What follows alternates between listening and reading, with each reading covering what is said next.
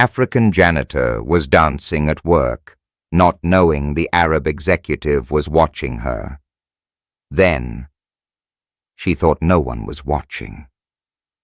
With her earbuds in, mop in hand, and the lobby long emptied out after closing time, she let herself go. Her hips moved to a rhythm only she could hear, her eyes closed, her smile genuine, just for herself.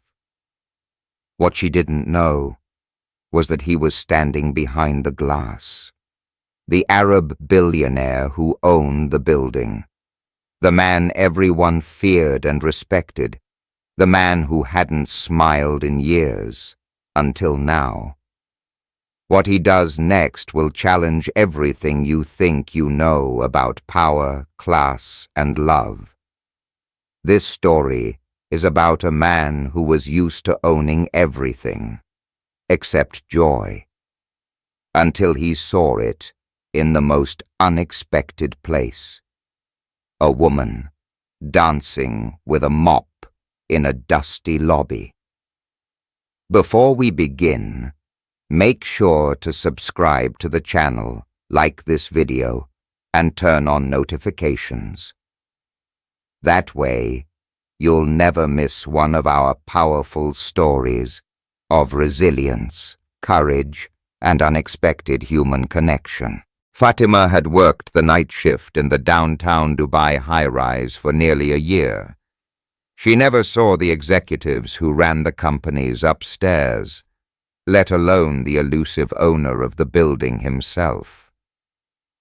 Her world was the marble floors, the faint smell of bleach, and the soft hum of her playlist through old, worn-out earbuds. At night, she claimed the space as her own. No stairs, no judgment, just silence, and sometimes music. On Thursdays, when the lobby was particularly quiet, she allowed herself one small joy: dance.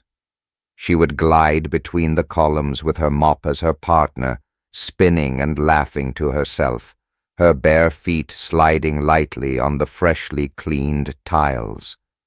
Her movement wasn't trained, but it was alive. It came from a place that had survived too much grief and still insisted on beauty. She never noticed the eyes in the corner office.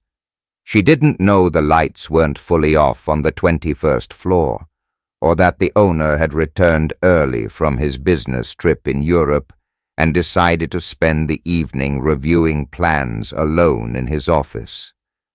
Or that, needing a break, he'd walked to the window and paused when he saw her. His name was Amir al-Hakim, 53 years old, a man who had built his empire from desert, dust, and silence. His reputation was one of cold calculation, a visionary who didn't tolerate mistakes or emotion in the boardroom. The younger executives whispered about him like a legend: ruthless, brilliant, untouchable. But what they didn't know was that Amir hadn't truly felt anything in years, not since his wife died. Her death had broken something inside him. He buried himself in work, in structure, in distance. He surrounded himself with glass and stone and gold, everything cold, everything immovable, until that moment, until he looked down from the 21st floor and saw a woman, a janitor, dancing like her soul still believed in something. He didn't move. Fatima spun again, pausing at the center of the lobby, arms open, eyes closed, whispering the words of the song softly to herself in Swahili. She smiled, unaware of the man above who had leaned slightly forward, one hand resting on the cool glass, as if to reach her through it. In that second, something shifted inside him. A crack in the ice. It wasn't attraction, at least not yet. It was recognition of life, of something human, something he thought he'd lost forever. The next morning, the office manager received a strange call. "The janitor who cleaned the lobby last night," Amir's voice said calmly. "What's her name?" The manager stuttered, uncertain. Fatima Diop. I think she's from Senegal. Works through the agency.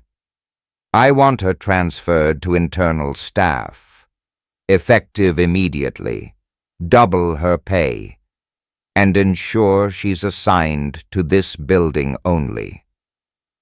"Sir? I'm not asking for a debate.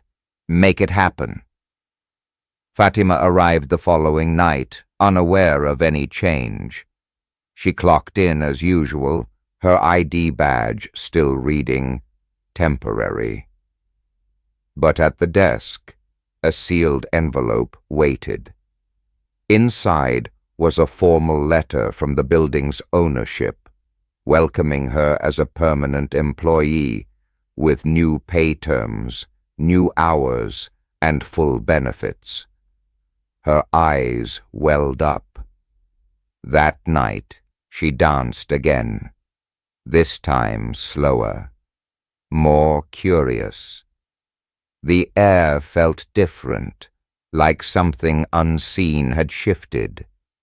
She didn't notice the fresh roses on the lobby desk, or the faint scent of oud that lingered from the open door to the executive elevator. But Amir did notice her. Again. This time, not from the office above. He was standing silently in the lobby's shadowed corridor, watching her. Not as a billionaire, not as a man used to power, but as someone who hadn't remembered what hope looked like until now. And he knew, deep inside, something was beginning. Something neither of them saw coming, but the world was watching. And not everyone would be pleased with what came next. Walls were listening. Maybe it was the roses on the desk, real ones, white, freshly cut. Or the soft hum of the lobby speakers now playing faint jazz, replacing the sterile silence of nights past. Or maybe it was the man in the tailored suit who stepped out of the executive elevator and didn't walk past her. He stopped. She looked up from where she was polishing the base of the marble pillar and froze. The man was tall, with salt and pepper hair and deep-set eyes that held the weight of decisions, time, and something more, something broken. His suit was expensive, but there was no tie. His shoes were Italian leather, but dusty at the sole, as if he'd been walking for a long time. Fatima immediately lowered her gaze. "I didn't mean to interrupt," he said, his voice calm but deep. She stood slowly, wiping her hands on her cloth. "Good evening, sir," she replied softly. He nodded. "I saw you dance." Her heart stopped. Fatima's lips parted slightly, but no sound came. She glanced around, suddenly aware of the empty lobby, the echo of his words ringing louder than they should. I didn't mean to be unprofessional," she said quickly, afraid this was a trap, a test. Maybe he was here to fire her after all. But the man only smiled. A small one, brief and subtle, but real. "It was beautiful," he said. Fatima didn't know how to respond to that. Compliments didn't come easy in her world. She wasn't used to being noticed, let alone praised. "I'm Amir," he added, offering a hand. "Amir al-Hakim." Her breath caught in her throat. She had heard that name spoken in hushed tones by the day staff, the building's owner, the legend, the billionaire who never spoke to anyone who wore a name badge. She hesitated, then slowly shook his hand. "Fatima," she replied, her accent dancing lightly around the name. "Fatima," he repeated, as if tasting the syllables. "Tell me something. When you dance, do you forget everything else?" She blinked, startled by the question. "Yes," she said honestly. "It's the only time I'm not tired." There was a silence between them, soft but thick. He nodded slowly. "I used to feel that way with music," he said, "a long time ago." She didn't ask what happened. She could see it in his eyes. Grief. Worn-in, heavy grief. The kind that makes people rich in sorrow, not gold. A door opened behind them. A younger man in a sharp blue suit stepped into the lobby with a phone to his ear, clearly startled to see Amir speaking to a janitor. "Sir, the car is ready." Amir nodded once, but didn't move. Then he turned back to Fatima and said something that would change everything. "Will you have tea with me tomorrow evening?" Fatima stared at him, her fingers still holding the edge of her cleaning cloth. "Tea? With you?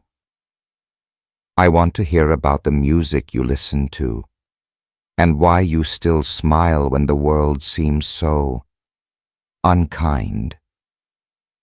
She wanted to say yes, but the words stuck in her throat. Then she heard the younger man's sharp whisper. "Sir, you can't be seen like this. Not with her." Fatima's eyes dropped to the floor again, shame creeping up her neck. But Amir didn't flinch. He turned his head slowly toward the man and said, without raising his voice, "I built this tower.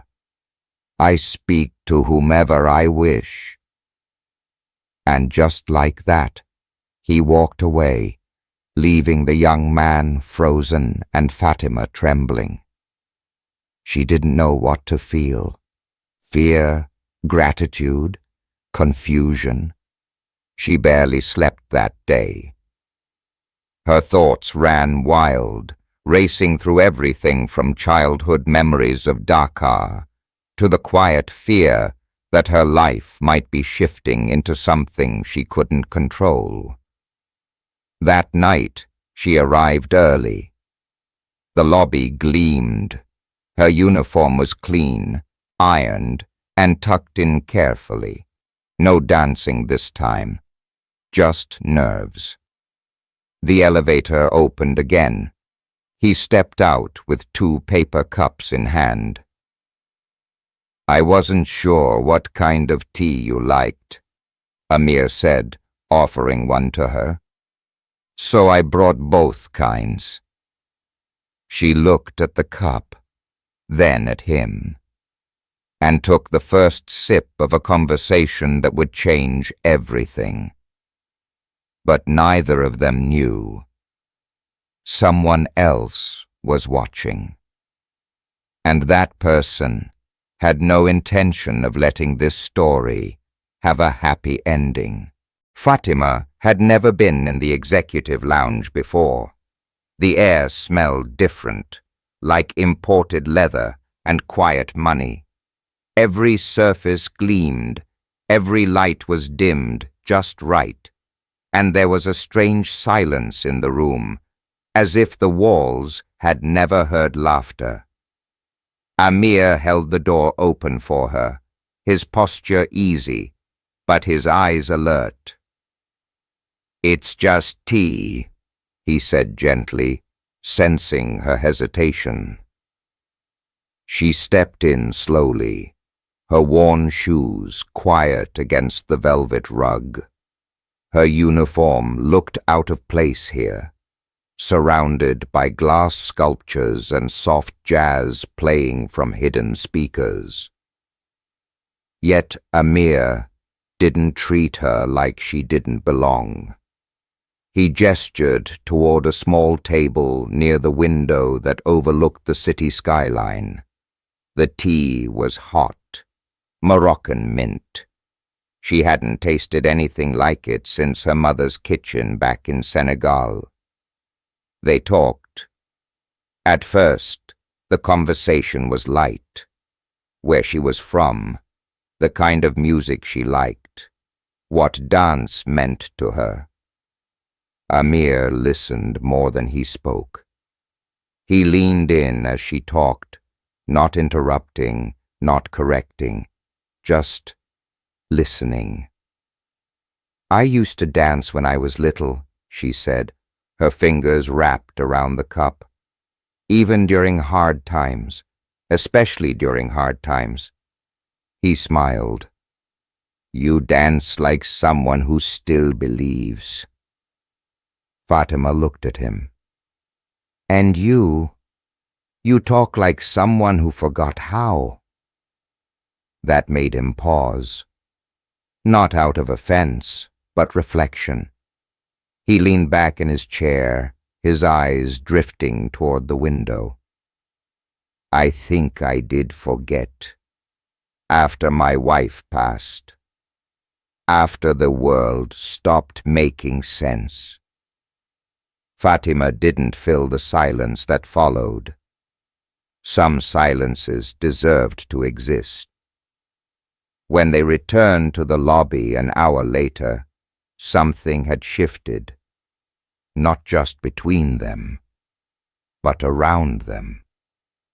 Two receptionists had seen them leave the lounge.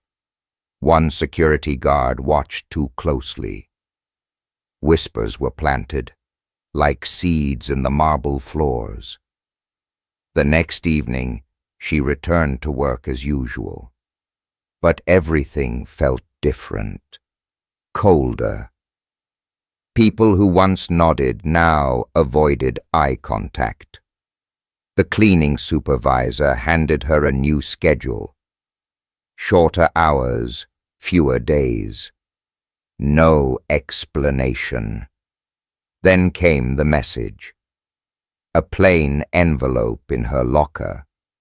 Inside, a printed photo of her and Amir seated at the lounge window. The angle suggested a hidden camera.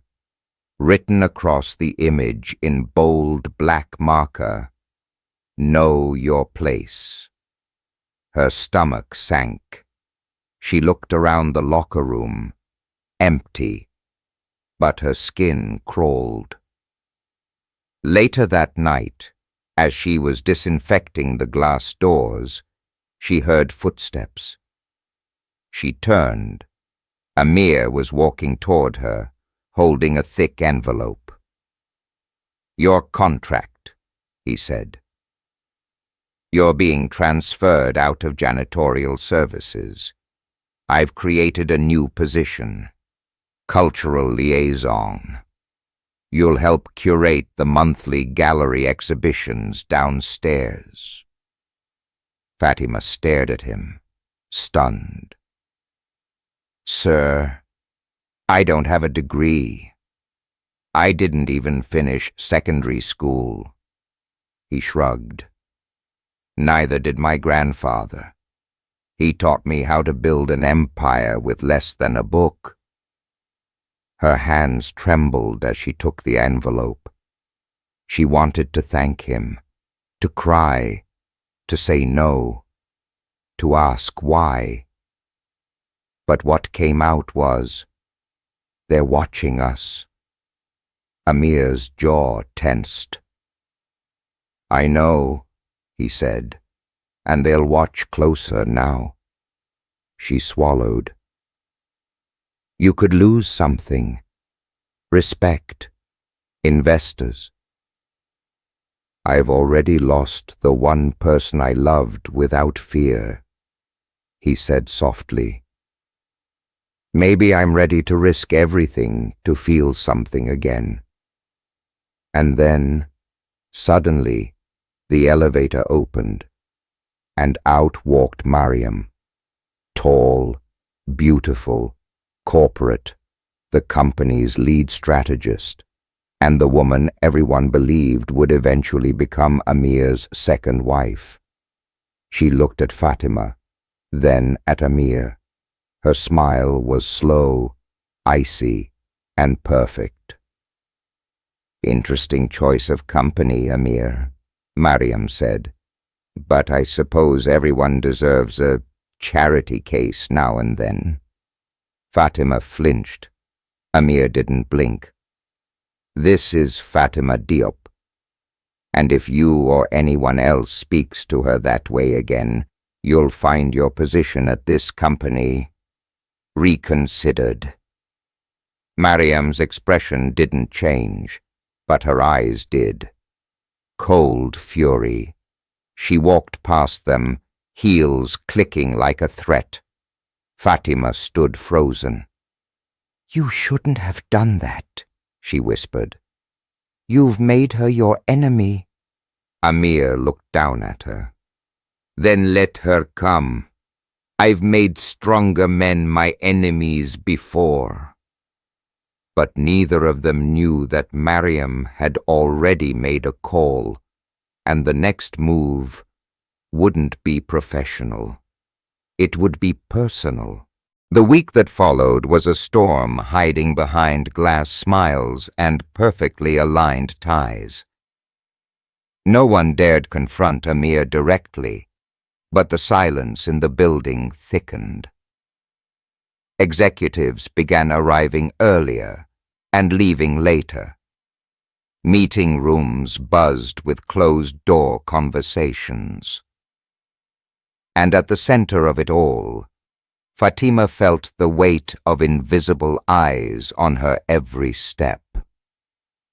She had started her new position quietly, assisting the downstairs gallery curator with art installations, selecting local African pieces to display for the cultural exchange event Amir insisted on holding.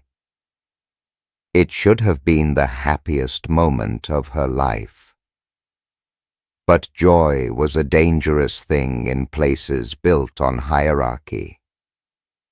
One morning, she found the security clearance on her badge downgraded. She couldn't access the gallery storage without being escorted. The day after that, her nameplate was missing from the office door. She said nothing, but Amir noticed. "What happened to your access card?" he asked as they walked through the exhibit floor one evening. It must be a mistake," Fatima replied, avoiding his eyes. "It's not," he said simply. "It's pressure.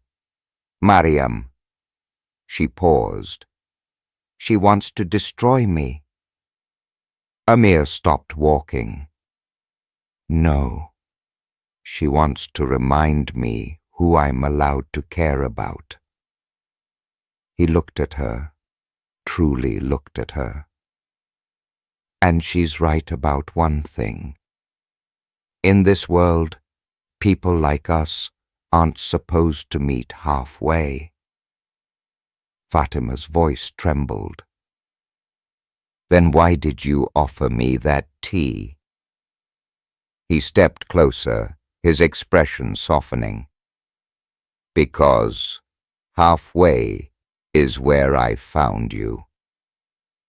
They stood there for a long moment, surrounded by artwork curated by hands that had once only held mops.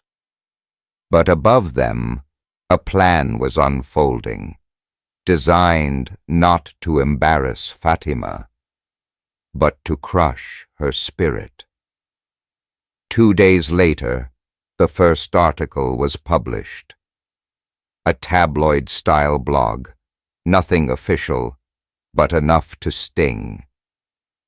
Arab billionaire, linked to night janitor, inside the scandal-rocking Dubai's business elite.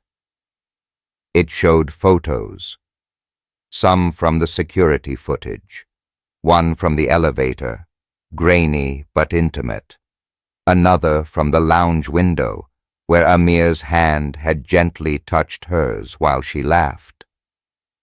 Fatima's phone buzzed non-stop. Old friends, strangers, cousins from Dakar. Messages poured in, some supportive, most cruel, accusations, rumors, screenshots. She deleted them all, but the article didn't go away. It spread, and with it came consequences. Her mother called from Senegal crying, "Fatima, what have you done? They say you seduced a married man." "He's not married," Fatima said, barely holding back tears. "And I didn't seduce anyone." Her mother sobbed. "They don't care what's true. They only care about what fits their story." Fatima sat alone on her cot that night in her small shared apartment, with the sound of traffic from the window and a heart that felt heavier than ever. She stared at the wall and whispered to herself, "You never should have danced." But Amir had seen the article too. He stormed into the PR office, slamming the printout on the desk. "Find out who leaked these." His assistant hesitated. "Sir, they say the camera access was granted through internal channels by someone with admin rights." He didn't have to ask. He already knew. That evening, Amir confronted Mariam. She was sitting on the terrace outside her office, sipping espresso like nothing had happened. "You think humiliating her will make me change my mind?" he asked. Mariam didn't look up. "I think protecting this empire from a scandal is my responsibility." "This empire?" Amir scoffed. "I built it." She finally met his eyes. "Then don't be the one to destroy it over a cleaning girl who doesn't understand the rules." He leaned in close. "You know what scares you most, Mariam? That she never needed to understand the rules. She just was. And people saw that, including me." He walked away before she could reply. But she didn't need to say anything, because Mariam wasn't done. That night, Fatima found a letter slipped under her apartment door. "Leave. Go back to where you came from, before it's too late." No signature, just threat. Fatima clutched the paper, heart racing. She was shaking.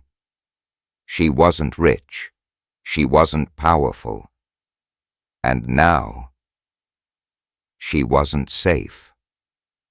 She looked out her window at the glowing towers of Dubai, and she realized love might not be the only thing she had to fight for. She might be fighting for her life. Fatima packed her bag. Just the essentials. She didn't cry. She was past tears. She had seen enough to know when she was no longer welcome. Her hands trembled as she placed her badge on the table. She would leave quietly. No drama, no goodbyes, just disappearance. That was how the world wanted women like her to exit. But Amir was already on his way. He had found the letter. His driver intercepted it, tucked into the windshield of Fatima's bus. The message was clear. This was more than gossip now. It was a warning. And warnings, when ignored, become damage. He arrived at her building just as she stepped outside. "Don't go," he said. "I have to," she replied. "Why?" he asked. "Because I'm not worth the war you're starting." He stepped forward. "Yes, you are." They stayed in the city, but not in the tower. Amir moved her to a private guest house, away from press, away from danger. For days they said little, but silence became safety. And in that quiet, their bond grew deeper. Meanwhile, Mariam made her final move. She called for a board meeting, tried to declare Amir unfit to lead due to emotional instability. But he showed up, with Fatima. He didn't defend himself. He introduced her as the new director of cultural development for the Al-Hakim Foundation. She stood beside him, and the room, full of old men in perfect suits, said nothing. A year later, the gallery held its biggest event yet, featuring African artists Fatima personally curated. Guests came from all over, including ambassadors. Fatima stood on stage, confident, powerful. Amir watched from the crowd, pride in his eyes. Later that night, he took her hand beneath the city lights. "You saved me," he whispered. She smiled. "No," she said. "We saved each other." And for the first time in years, he didn't feel alone. If this story touched your heart, subscribe to the channel, like this video, and share it with someone who believes love still breaks through walls.